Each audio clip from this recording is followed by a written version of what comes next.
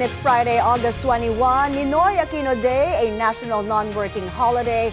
I'm Mai Rodriguez for your midday report. We'll be giving you the stories shaping the nation at this hour. In the headlines, school safety high on the agenda. The Department of Education orders drills in all schools nationwide after the tragic school shooting in Zamboanga. 43 years later, former Senator Ninoy Aquino's legacy lives on with fresh calls for transparency and accountability. Another blow to motorists as oil prices are set to climb again next week. Overseas, a deadly boat accident in Nigeria leaves at least 50 people dead. And never use my music again. Ariana Grande fires back at Trump's team over the use of her song in a TikTok video. After a series of incidents of school violence, the Department of Education is stepping up safety measures with a nationwide school drill scheduled on Tuesday, August 25. Education Secretary Sunny Angara will lead the exercise at Carlos F. Gonzalez High School in San Rafael, Bulacan. The drill will simulate an active attack, including a 30-minute full-scale lockdown, followed by a post-drill review and evaluation. The exercise is designed to test and strengthen school security and emergency response, with local and national safety agencies taking part. After the shock of the Zamboanga school shooting comes a harder question. Could it have been prevented? The city mayor says the way that the teenage shooter was able to bring in firearms into the Ateneo de Zamboanga campus last Tuesday deserves scrutiny. RJ Rosalado joins us from Zamboanga City. RJ, ano na ang latest at sa investigasyon? Yes, Mai. Zamboanga City Mayor Senator Ninoy contradicted DILG Secretary John Vic Remulio's statement that there were no security lapses at the Ateneo de Zamboanga University following the shooting incident inside this junior high school campus. According to Mayor Lasso, it would be impossible to say that there were no security lapses, considering that the firearms used by the grade 8 students in the shooting were able to get inside the school building. Lasso noted that while Ateneo's security guards would check students' bags, the firearms used in the shooting were still able to enter the school premises. The mayor said that Ateneo management should review its security protocols and determine whether additional security personnel are needed to further strengthen school safety.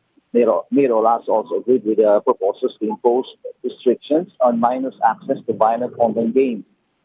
This comes after a special investigation task force for SIT found that the online game Roblox may have influenced the mindset of the grade 8 student who was identified as responsible for the shooting. Meanwhile, the local government has appealed to the response to online threats against schools not to make light of the shooting incident at Ateneo. Authorities said they will take such online threats seriously, especially when public safety is at stake. Mai? RJ, may update ba doon sa investigasyon sa motibo nitong shooter, itong teenage shooter noong Tuesday? Yes. Tuesday pa ito nangyari at marami nagsasabi na, di ba, ang sabi nga ng mga investigators, premeditated itong attack. May tinarget ba siya? Ano na ang latest? Yes.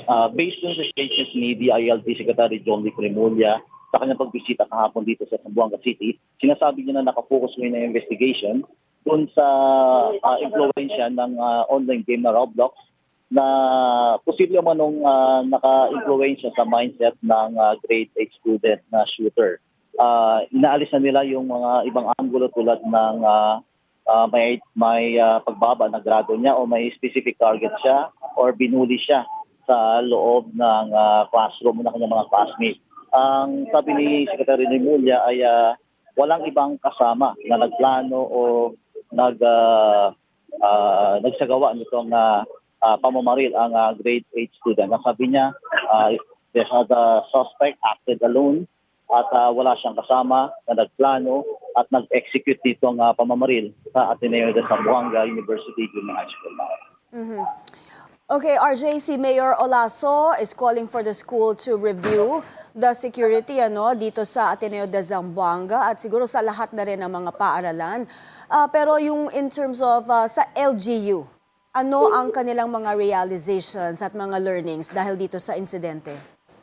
Yes, immediately upon arrival of Mayor Olaso galing sa Amerika kahapon, he met with the school officials, public school officials, and universities sa City Hall to discuss yung mga kung ano pang mga pwedeng i-strengthen yung security sa loob ng mga public schools and universities dito sa Zamboanga City. At sa tulong na rin ng local police ay pinaplano nila na to beef up yung security nga sa premises ng mga public schools and private universities dito sa Zamboanga City following the bloody incident at the Ateneo de Zamboanga University Junior High School. At nanawagan din si Mayor Olaso sa mga magulang na magtulungan din para i-monitor ang kanilang mga anak, especially sa mga online activities nila para maiwasan or mabigyan ng intervention ng mga kabataan sa posibleng na-impluensyahan ng mga groomers sa online games. RJ, in the past days, marami na ring opisyal ang pumunta dyan sa Zamboanga. Si VP Sara, si DSWD Secretary at si Secretary Sunny Angara ng DepEd. May ina-expect pa ba tayo mga opisyal na pumunta dyan today? Yes, Mai. Ngayong 12 doon lang, ngayong itong hapon lang, ay dumating si Senator Aquino dito sa Zamboanga City at dumiretso siya doon sa wake ng isa sa mga namatay na estudyante sa shooting incident sa Ateneo. Pero dahil nga sa nag-request yung pamilya ng privacy ay hindi na tayo nag-cover or kumuha ng video dun sa pagbisita ni Senator Bam. At sa ngayon ay initay natin si Senator Bam dito sa isang restaurant dito sa Zamboanga City para try natin ma-interview nga siya kung ano yung mga plano niya sunod na nitong bloody shooting incident sa Ateneo de Zamboanga University Junior High School. All right, maraming salamat RJ Rosalado reporting to us from Zamboanga City. When violence happens on campus, does it automatically make the school liable? On BNC's abogado, Attorney Joseph Noel Erap Estrada, Legal Counsel of the Coordinating Council of Private Educational Associations, explains that schools have a legal duty of care, but that doesn't make them liable for every risk. So you see, the negligence should be established, and not only that, the negligence should be the proximate cause of the injury that resulted. So it is not enough for us to attribute liability to schools because there are so many factors, especially today, as already mentioned earlier, the influence on social media, external factors. The issue of violent videos has again come under scrutiny following the school shooting in Zamboanga. But when the crime happens here and the platform is based abroad, who can be held accountable? Undersecretary Renato Aboy Paraiso of the Cybercrime Investigation and Coordinating Center says the bigger challenge isn't just identifying who may be liable, but also holding them accountable when subpoenas and warrants cross borders. Pinpointing liability is one thing, exacting accountability is another thing. So that's why we constantly ask our legislature to update our laws, not only to cope with technology, but also cope with this borderless nature of cybercrime. A few days after the Zamboanga school shooting, another school safety alert was raised, this time in Pinamungahan, Cebu. A 14-year-old student was found with a .357 caliber revolver inside his school bag during a surprise inspection on Thursday. A teacher discovered the firearm, prompting the school to call the police. Officers recovered the unloaded firearm, and initial investigation showed that the firearm allegedly belonged to the student's grandfather. In other news, the Filipino is worth dying for. Words that became synonymous with Ninoy Aquino's sacrifice. 43 years after his assassination, his family says those words still carry a message for Filipinos today. Lade Cabagani is on the line for the details. Hi Lade, I know marami pa rin ang mga Pilipino ang naaalala ang katapangan at indomitable spirit ni Ninoy. Marami ring panawagan na his memory should inspire Filipinos to confront corruption and injustice. Tell us more about today's commemoration, Lade.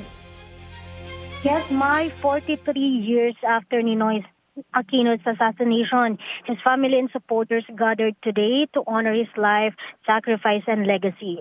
A holy mass was held at the Aquino family tomb here at Manila Memorial Park with a call to keep Ninoy's faith in the Filipino people alive.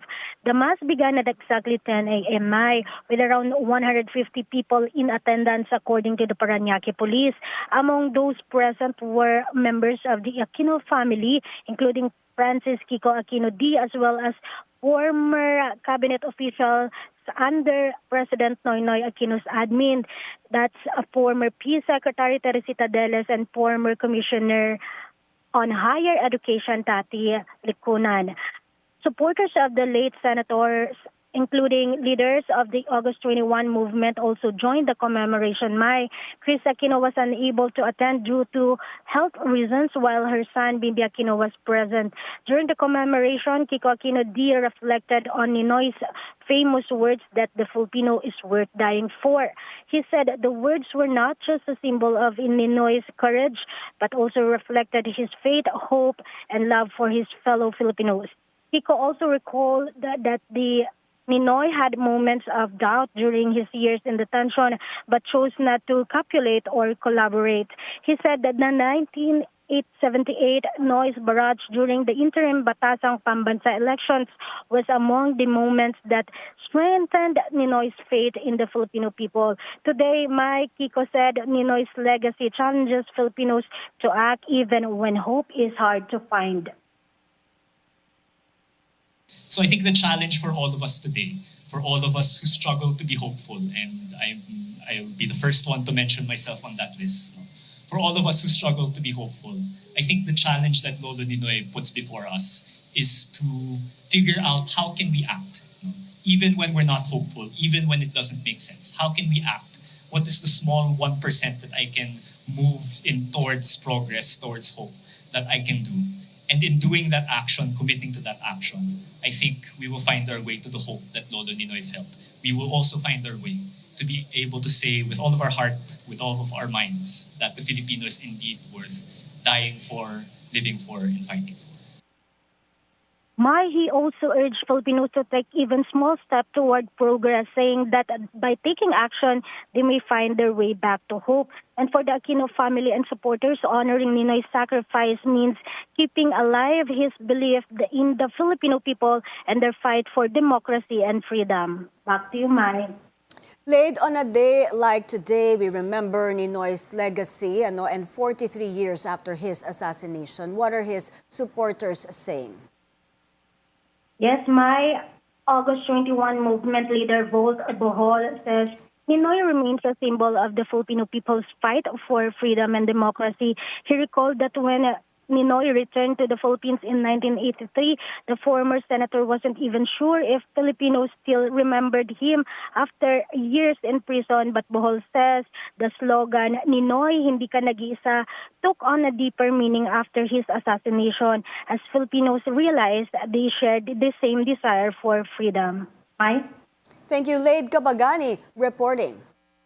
43 years after Ninoy Aquino's assassination, his legacy remains a rallying point for calls for reform and accountability. Today, a group marked the anniversary at the very airport where the former senator was killed, while also calling for greater transparency from the Marcos administration. Para sa kabuang ulat, nasa linya si Chil Emprido. Chil, nasa naiyawan na rin ang marker honoring Ninoy. Ano na ang mga nangyari dyan sa pagunita ng Ninoy Aquino Day ngayon? Yes, Mai. Nagsakuha ko ng ng National Historical Commission of the Philippines o NHCP at August 21 movement ng programa kasabay sa paggunita sa ika-43rd death anniversary ni dating Senator Ninoy Aquino Jr. ngayong araw. Sinimula ng programa alas 8 ng umaga kanina sa Ninoy Aquino International Airport Terminal 1 kung saan nag-alay ang grupo ng Bulaklak. Kasunod nito, nagpasalamat naman ang grupo sa New NAIA Infracorp o NNIC matapos ilipat ang marker sa pinagandang arrival curbside ng terminal bilang pag-aalala sa yumaong senador. Ayon sa NHCP, itinuturing ang pagkasawi ni dating Senator Ninoy Aquino bilang isang mahalagang yugto sa kasaysayan na nagbigay daan sa mas malawak na panawagan para sa reforma at kalaunan ay sa 1986 People Power Revolution. Kasabay ng programa kanina, nanawagan naman ang grupo ng transparency at accountability sa Marcos administration. Well, number one, corruption pa rin, no, until now. Accountability is the question regarding his administration. No. The other side, DDS camp says that selective justice, it is. Kasi, for one, yung relative niya, first cousin na, stole around 26 billion, grabe, 26 billion pesos. Imagine that. And for all we know, wala na, nasa out of the country na yun. And, kasi you can't jail your relative, no? No matter, baga, blood is blood. May matatandaang pinaslang ang dating senador noong August 21, 1983 pagdating niya sa NAIA na dating Manila International Airport mula yan sa Estados Unidos.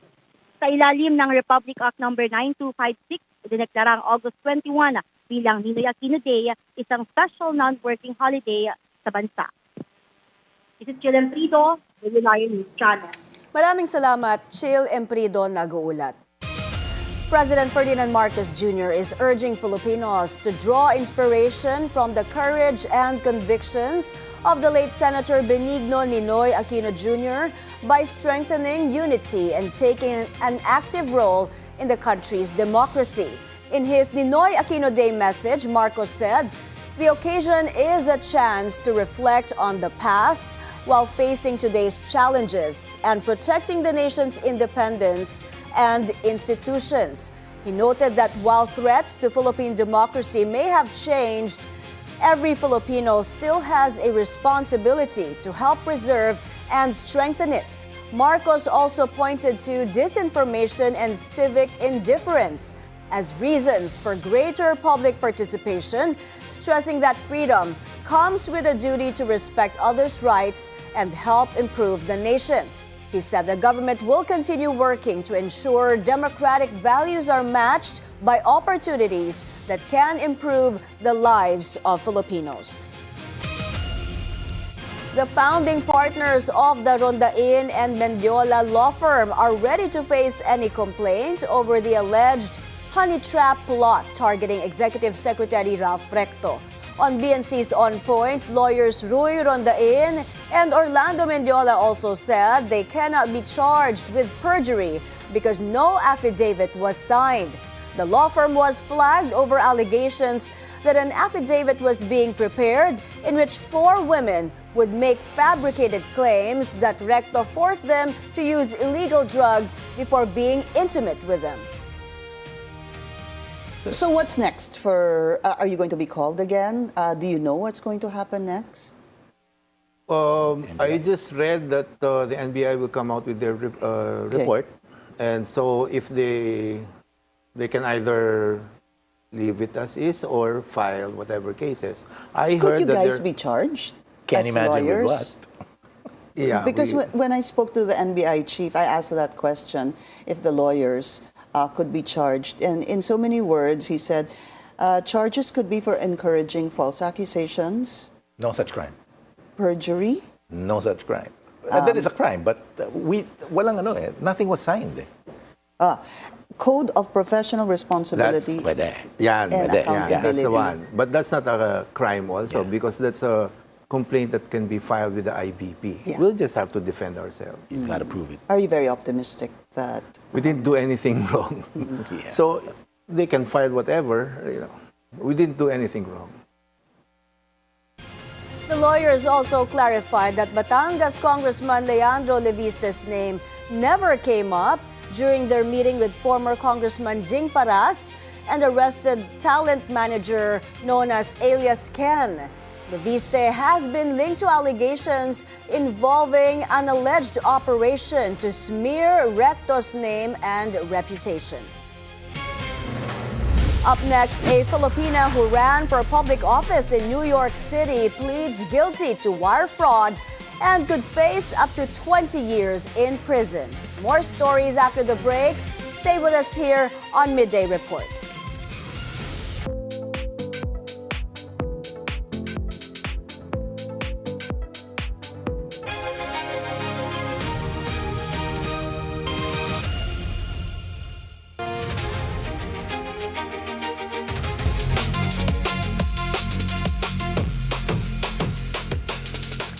You're back on Midday Report. Motorists could be in for another hit at the pump with fuel prices expected to go up again next week.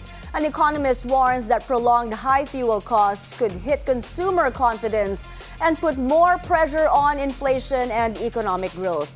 Let's get the latest from Che Sulit live from Quezon City. Che, go ahead. That's right, Mai. Higher pump prices may greet motorists again next week as global uncertainty continues to put pressure on international oil markets. An industry source tells Bilyonaryo News Channel that diesel could rise up by up to 2 pesos and 25 centavos per liter.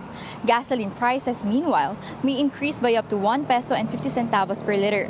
Oil prices climbed as prospects for a diplomatic solution to the U.S.-Iran conflict and the normalization of shipping through the Strait of Hormuz dimmed. The expiration of the U.S.-Iran Memorandum of Understanding, signed in mid-June, has raised fears of a prolonged crisis.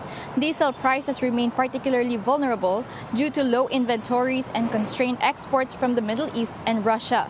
The projected increase would come on top of already elevated pump prices.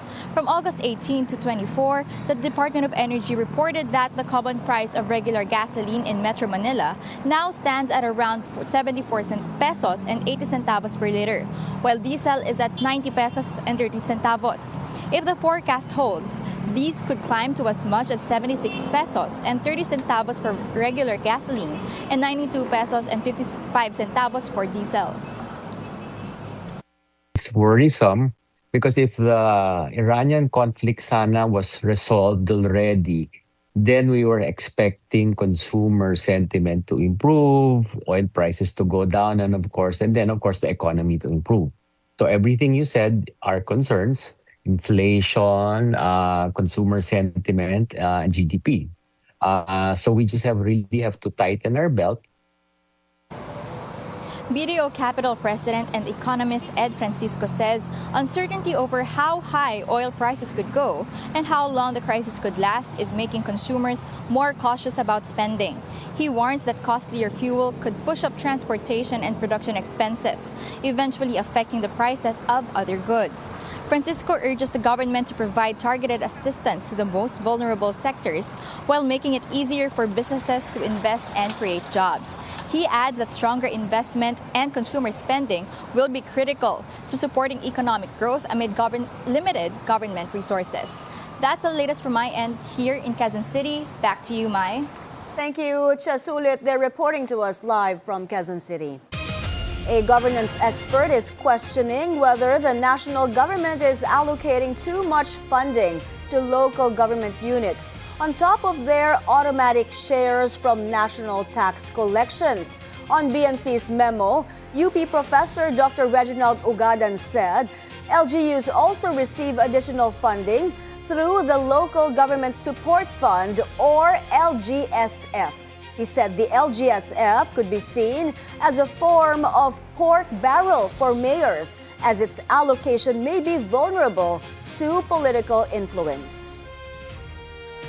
Ito po kasi parang ano siya, no? If I may say it like this, yung NPA mo kasi ang nag-move dyan, it's economic movement dyan, no? Pero yung LGSF, it's a political move. That's how we see it, no? Because someone, of course, decides on it. No? So, yung DBM, of course, they will not just just approve it. Kailangan kasi may mga submissions yan. kung we've heard no, na may mga senators din na nagsasabi na bigyan ito Ayun, ganyan, meron for, na naman for, sila, for the LGSF, may ganun. Parang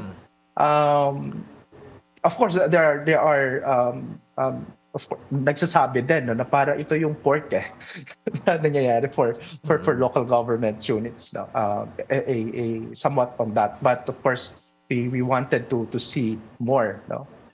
Kasi it's discretionary, ibig sabihin nabibigyan kung sino lang yung napupusuan, no, na nabigyan. Oo, talagang political. Oo, so tamang sabihin nga na LGU pork barrel ito.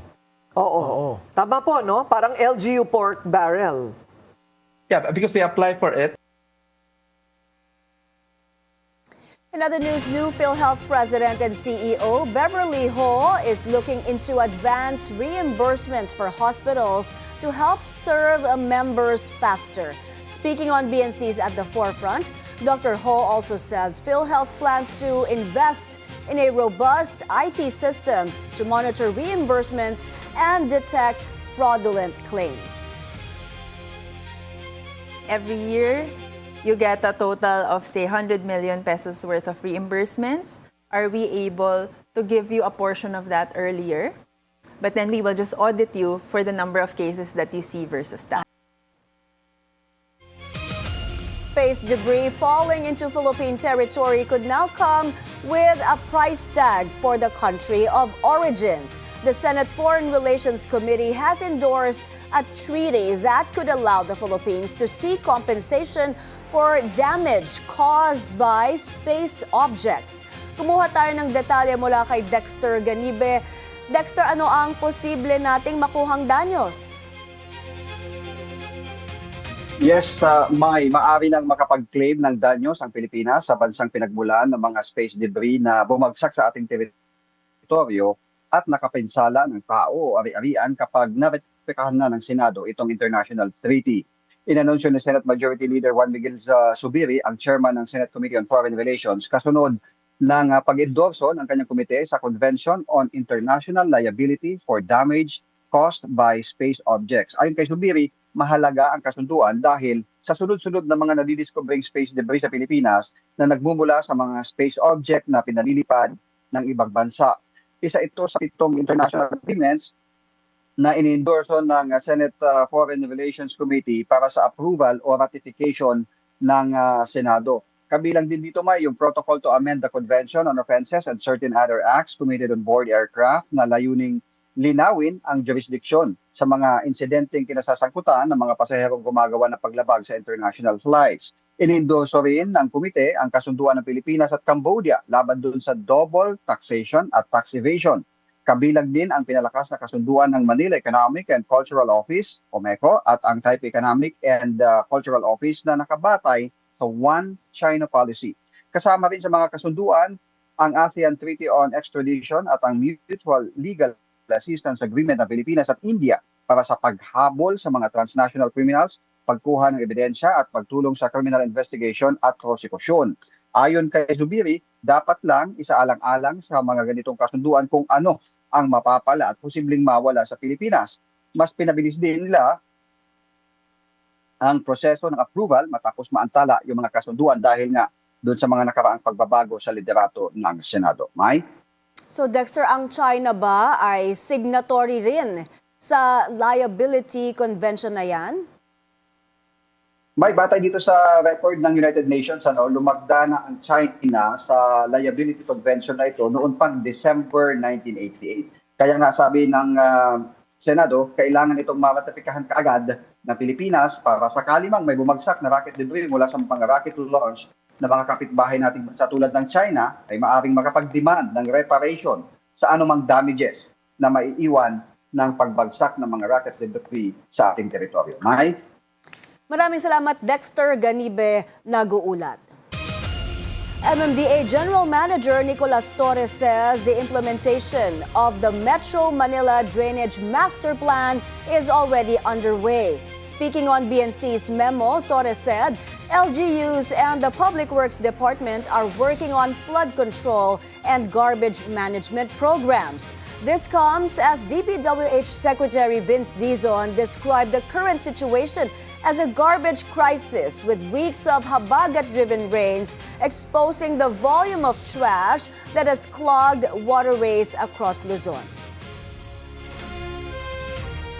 I don't think naman na may mga bottlenecks talaga para na hindi tumatakbo ang master plan. Tumatakbo ang master plan eh. Tumatakbo, may mga programs na ongoing, may mga ginagawa ang DPWH, tuloy-tuloy naman ang ginagawang programa ng improvement ng mga LGUs. He also pushed for waste-to-energy programs and a review of laws banning garbage incineration. So may bago na teknolohiya. We can incinerate. There's already incineration that can be done safely. It is being done in many other parts of the world. Okay, so maybe it's time for us to step up, examine the law, and adjust as necessary. News from New York, a Filipina has pleaded guilty to wire fraud over a campaign finance scheme. Our U.S. correspondent, Don Tagala, has the full story. All right, next is Angela Aquino. A known Filipina MAGA, Angela Aquino, who pleaded guilty to wire fraud at a federal court in Brooklyn, New York, may face up to 20 years in prison. My name is Angela Aquino. I'm under the Conservative Party and hoping and praying to get the endorsement of the Republican Party as well. Aquino is a conservative Republican, but ran as Democrat in the blue city of NYC during the 2025 Democratic primary for public advocate. Aquino pleaded guilty to wire fraud in a scheme to defraud New York City's campaign finance system to illegally obtain matching funds during her run for public advocate. According to court documents, to receive matching funds up to $1 million in New York City, the candidate must raise $125,000 US. But instead of raising the money from supporters, Aquino received more than $130,000 from an undisclosed sources in the Philippines. At least $34,000 came from an undisclosed contact in the Philippines referred to as Individual 1 in court documents. A public advocate is supposed to be a watchdog and an ombudsman who investigates citizens' complaints about city services. But court documents also showed Aquino used the said campaign funds to pay for personal expenses and apartment rent. Eastern District of New York's U.S. Attorney Joseph Nocella said the defendant admitted that she attempted to defraud New York City of $1 million in public funds and that her brazen efforts threatened the integrity of local democratic process. Department of Investigation Commissioner Nadia Shihata said New Yorkers deserve a baseline of integrity from candidates running for public office and attribute this defendant through her actions demonstrated she clearly lacked. Angela Aquino's sentencing is set on February 23, 2027 at a federal court in Brooklyn. Don Tagala, Bilyonaryo News Channel, New York. Grim news in Bulacan. 3 family members, a mother and her 2 children were found dead inside an SUV in a remote area of San Rafael. With no CCTV footage or coverage in the area, investigators are turning to forensic evidence and witness accounts for answers. Kumuha tayo ng detalye mula kay John Riz Calata. Riz, ano na alam nila dito? May tama ka kanina, 31 taong gulang na ina at ang kanyang 2 anak na edad 9 at 4 ang natagpo ang patay sa loob ng isang SUV dito sa Barangay Talaksan sa San Rafael, Bulacan. Ayon sa Barangay Talaksan Secretary na si June Villarama, natuklasan ng mga biktima sa isang liblib na bahagi ng barangay nitong Huwebes ng hapon bandang alas 2 matapos silang makatanggap ng tawag mula sa ilang mga saksi na humihingi ng tulong para tignan ang CCTV footage malapit sa pinangyarihan ng insidente dahil 2 araw na umanong hindi umaalis ang sasakyan kung saan natagpuan ang labi ng mag-iina. Pero wala itong naibigay dahil sa kawalan ng CCTV sa lugar. Sinabi ni Villarama, posibleng Miyerkules pa ng gabi nang abandonahin ang sasakyan dito sa San Rafael. Agad namang nagsagawa ng case conference ang San Rafael Municipal Police Station na nagpapatuloy pa rin hanggang sa ngayon bilang bahagi ng investigasyon. Inimbitahan na rin ng pulisya ang kapatid na babae ng namatay na ina para makatulong sa paglilinaw ng mga detalye. Dahil sa insidente, plano na ng barangay na maglagay ng mga CCTV camera. Yung po kami nakapropose by next year na yung ano po na yun, bubuuin na ng CCTV yung karsada na yun. Mahaba po kasi yung Biola Highway na yan.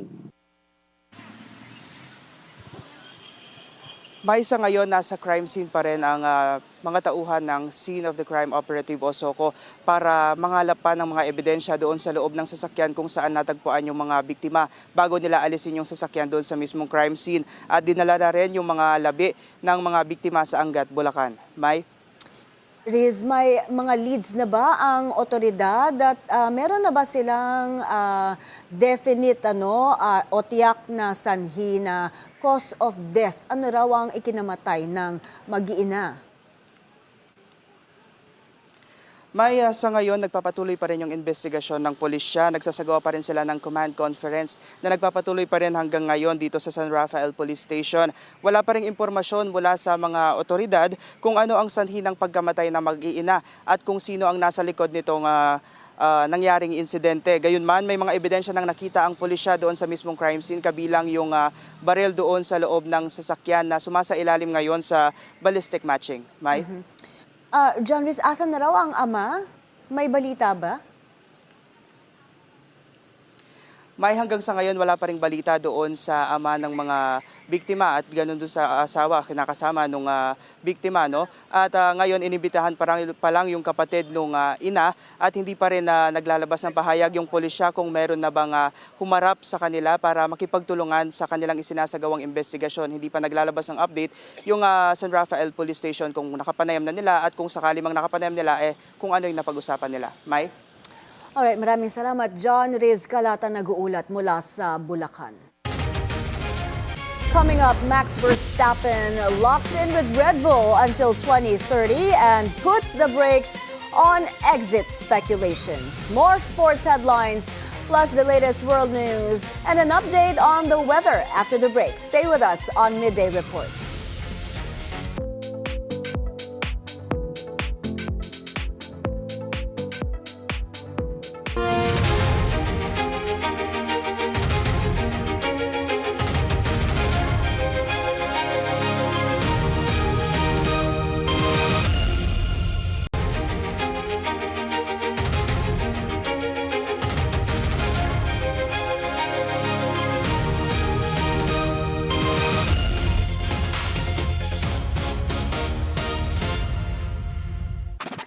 Before world news, President Ferdinand Marcos Jr. is celebrating First Lady Liza Araneta Marcos on her birthday today.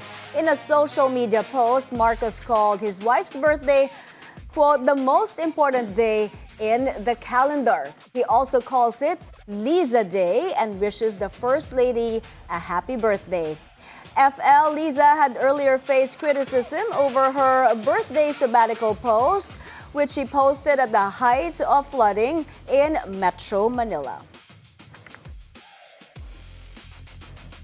News overseas now. In the Middle East, Iran accuses the United States of economic terrorism, saying it threatens the global economy and the sovereignty of nations. This comes after U.S. President Donald Trump announced what he called the most crushing economic operation ever taken against countries, providing a lifeline to Iran. Iran's foreign minister rejected Trump's move, saying it diverts attention from the United States' own economic problems, including rising debt and interest costs.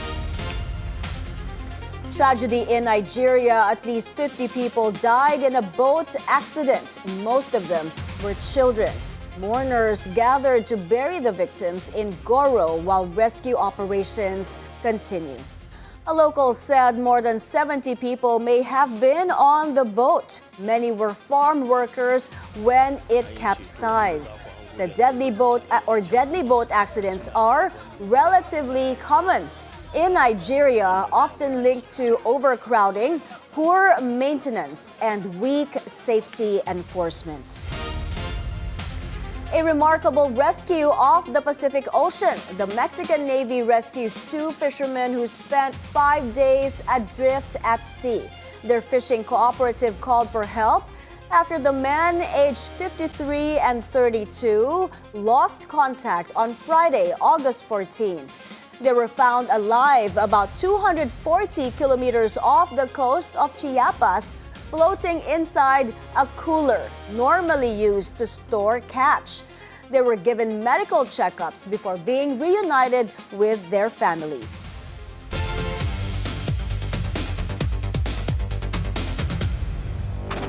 Max Verstappen is staying with the Red Bull through 2030. The 4-time Formula One world champion has signed a contract extension, ending speculation that he could leave the team early.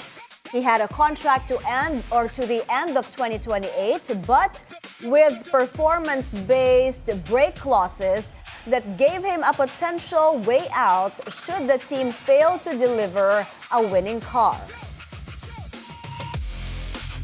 It's an incredible message of trust that Max is sending us, and we take it very seriously. Of course, we are grateful for that trust, but with that great trust comes great responsibility for all of us on the campus to provide him with the fastest car in the grid. That's what we are all trying to do very, very hard to come back to that top spot as soon as we can, and to know that we will have Max driving that effort with us for at least another 4.5 years, give us that incredible additional firing powers that add to the stability of the team in this next chapter. Red Bull is currently 4th overall, while Verstappen is 6th in standings after 11 races. Safety takes center stage as elite swimmers take on one of open water's toughest tests in Boracay. The details with Zeus Valdez. The 4th Southeast Asia Open Water Swimming Championships is now underway at Boracay New Coast, with the men's and women's 10-kilometer races opening the 3-day competition. The day began with athlete registration and presentation before the region's top distance swimmers took to the water for one of the most demanding events on the program. But for Philippine Aquatic Secretary General Eric Buhain, the priority goes beyond the race itself. Kami dito talaga paramount sa World Aquatics is the safety.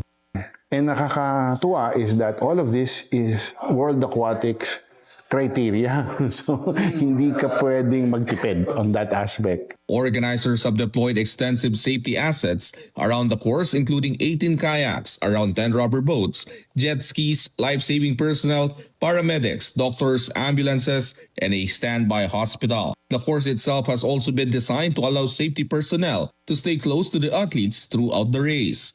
It's not a point-to-point race. Ginagawa yun ng World Aquatics because gusto nila na yung mga safety assets natin are moving around and following the swimmers around. The 10-kilometer event presents a completely different test from a traditional pool swimming, with the race potentially lasting more than 2 hours. For Buhain, it is an extremely endurance challenge, even for the sport's elite athletes. Swimmers will also have access to food and drinks during the race as they battle the distance and conditions in open water. As the 3-day competition gets underway, the focus is not just on who reaches the finish line first, but on making sure every athlete gets there safely. Zeus Valdez, Bilyonaryo News Channel.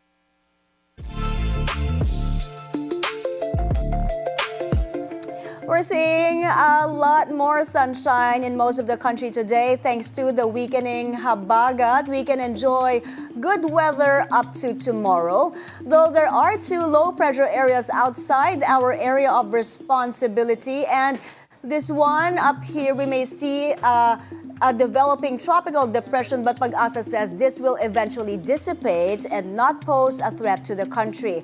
So the rain for today in Luzon will be focused on the Ilocos region, parts of Cagayan, Abra, La Union, Nueva Ecija, and Zambales. You'll still get occasional heavy rains there because of the weak habagat. Metro Manila and nearby areas like Central Luzon, Calabarzon should enjoy good weather in the next 2 days with just bouts of showers and thunderstorms. Now let's check the central Philippines. Lots of sunshine too. The rains only staying in Negros, Oriental and Occidental, also in Cebu and Bohol. Mostly light to moderate rains there today and tomorrow. But it's a different story though. Farther south, rainy weather in most areas with the heaviest over Agusan del Sur, Davao del Norte and Cotabato tonight. Other parts like the Lanao provinces and the Zamboanga Peninsula should also expect moderate to at times heavy rains. So most of Mindanao prepare for wet conditions starting tonight up to tomorrow. Now, still far from the Philippines is the storm Saudel, which has now intensified into a severe tropical storm, still projected to be a major typhoon this weekend. This could potentially enhance the habagat early next week. It may enter the Philippine area of responsibility by Monday and will be named Obet. So by then, we should begin to see widespread heavy rains again across Luzon, especially over western sections, the same areas that saw a lot of rain last Monday. Checking key cities now, cloudy with a chance or high chance of showers for the next 3 days in Manila, Davao City, and Baguio. Lows in the mid-20s in Davao and Manila. Highs of 30 to 33 degrees Celsius. The coolest temperatures, of course, in Baguio ranging from 18 to 21 this weekend. And for Cebu City, fair conditions up to Monday. A bit of rain on Sunday. We see temperatures of 27 to 33 degrees Celsius. That's how skies are shaping up. Remember to check Pag-asa's rainfall advisories in your location.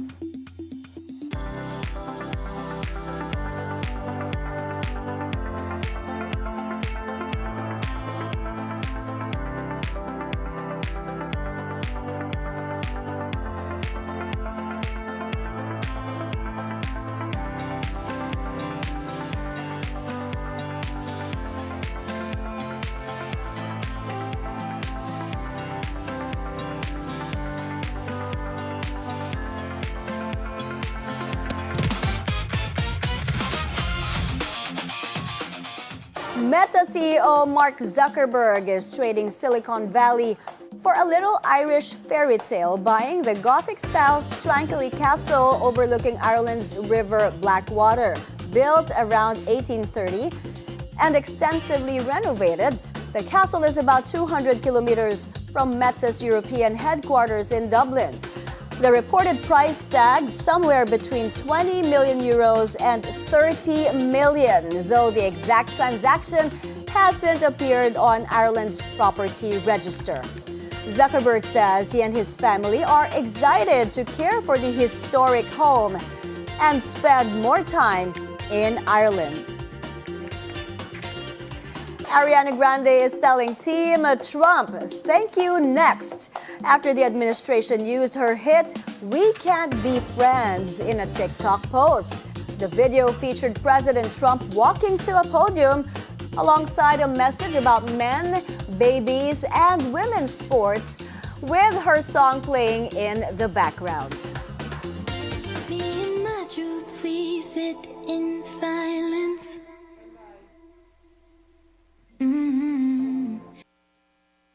Ariana hit back in the comments saying, never use my music again. And she adds, your truth is false. It's the second time in 2 months that she has objected to Trump-related posts using her music, joining a growing list of musicians pushing back. And that's the Midday Report. I'm Mai Rodriguez. We'll see you again Monday at 1 p.m. Stay informed, stay safe, and happy weekend.